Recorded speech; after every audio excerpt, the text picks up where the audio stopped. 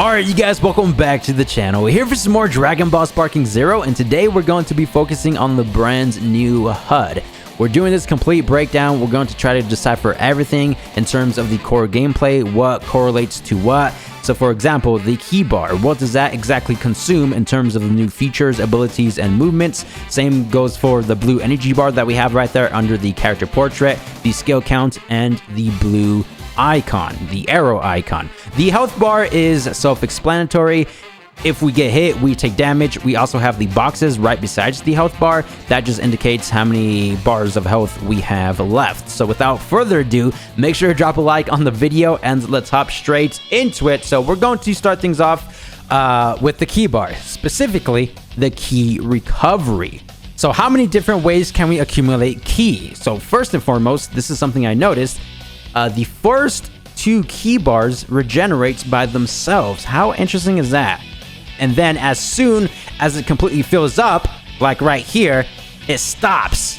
The game, it pretty much just wants you always to have ki to keep things moving along, right? It's a fast-paced game, just like the original series.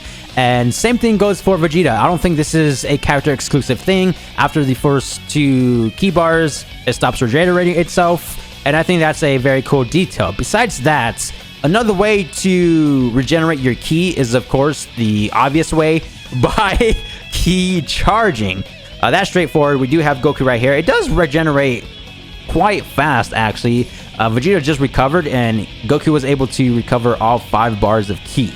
So, besides ki charging, there's another simple way, just by doing basic combo strings, or, just damaging the opponent. So we can see Goku right here doing this combo, and with each hit, the ki bar gradually increases. Moving forward, what exactly consumes ki? I went ahead and categorized this as well. First, we're going to be talking about the basic movement, then moving up to vanishing, and then super attacks. So they actually introduced us to the new short dashes at the very start of the battle.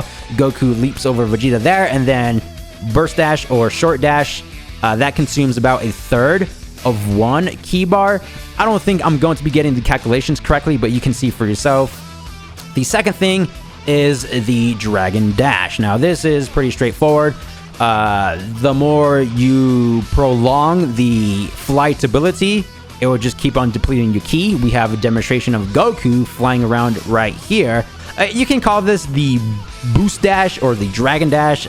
I'm trying to use the correct terminology from the classic series, and it's called the Dragon Dash, right?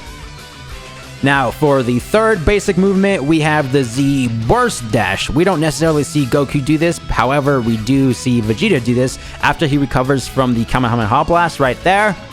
He ascends up into the air and then quickly activates the Z Burst. This consumes 1 entire ki bar. Which, it's a cool feature, but in this particular gameplay, Vegeta did not follow up at all. Goku just simply dodges it and then counters. But Z Burst Dash is back. Very awesome. Now we have the vanishes. So we have the original Snap Vanishing. We can see Goku and Vegeta right here. With each vanish, I believe it consumes about half of 1 ki bar, if I'm reading that correctly. Yeah, about half. This was also in the classic Tenkaichi series. For the second thing we have here is actually a new feature, Vanishing Assault. We do see Blue Goku doing that here, catching Vegeta off guard. I really do like this one because I think this only activates when you're mid-range. So if you don't know whether to fall back and follow up with Ki Blast attacks or go up close and personal, Vanishing Assault will help you decide. It's just for backup, right? It definitely catches your opponent off guard, and this would consume 1 entire ki bar, something similar to the Z Burst Dash. However, the Z Burst Dash you can activate anywhere around the map. Next, we do have the Ki Blast category. So, of course, the neutral Ki Blast attacks, we do see Vegeta utilizing some of them right here. I believe he throws out a couple, like 4 or 5, but with each one you throw out, yes, it will consume ki.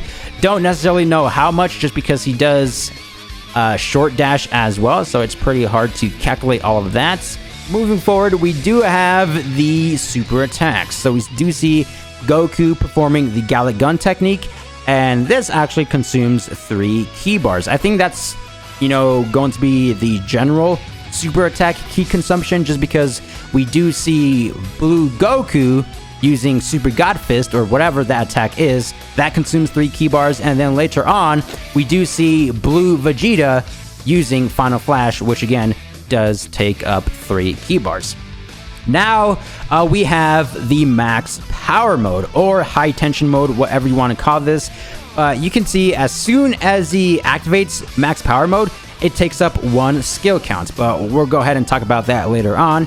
So obviously, under max power mode, your ki will gradually decrease.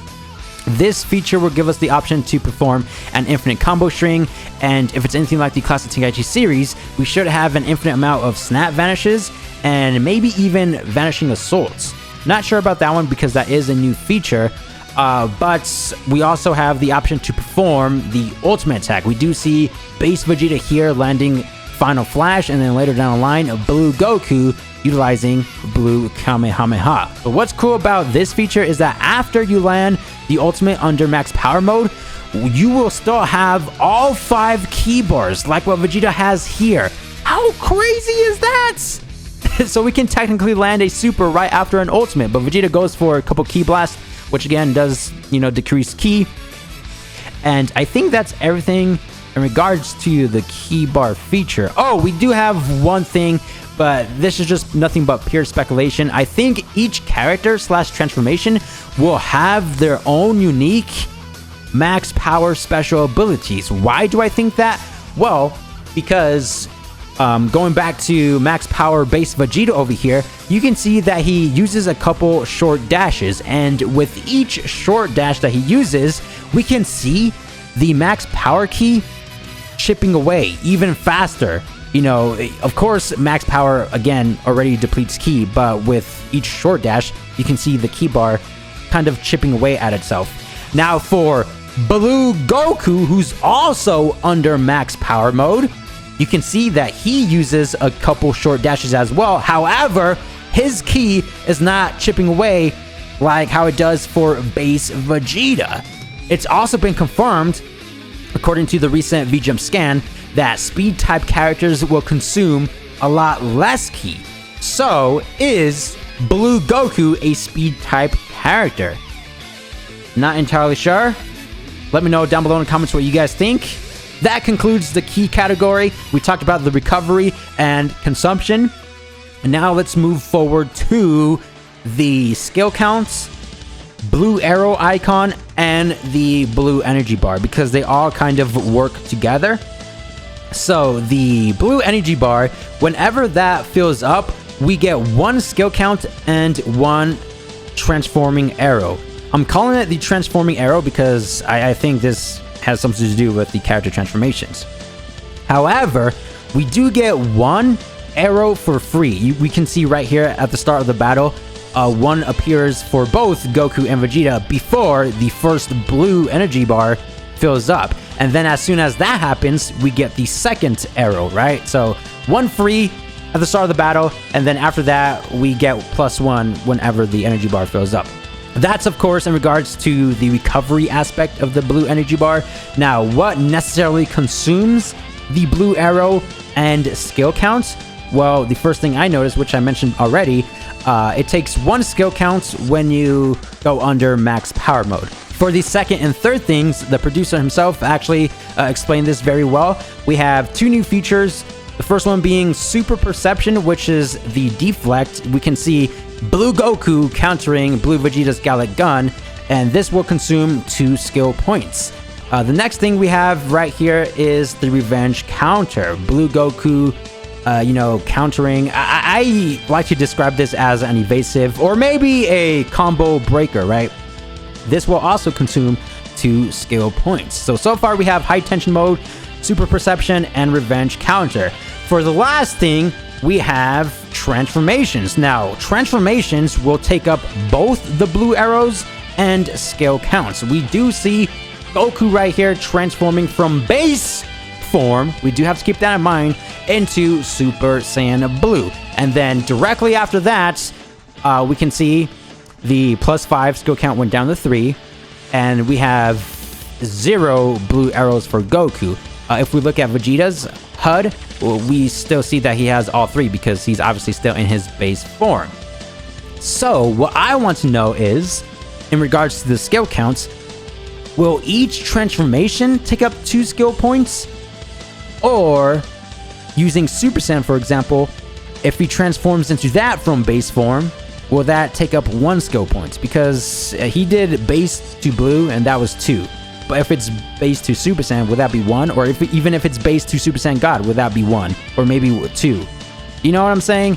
So my assumption here is that each transformation is going to take 2 skill counts with the respective arrows that the transformation is consuming. So, you know, Super Saiyan, it will take 2 skill counts plus 1 arrow with 2 arrows left for Super Saiyan God in blue. Right? That's what I think is going on here with this. Not entirely sure.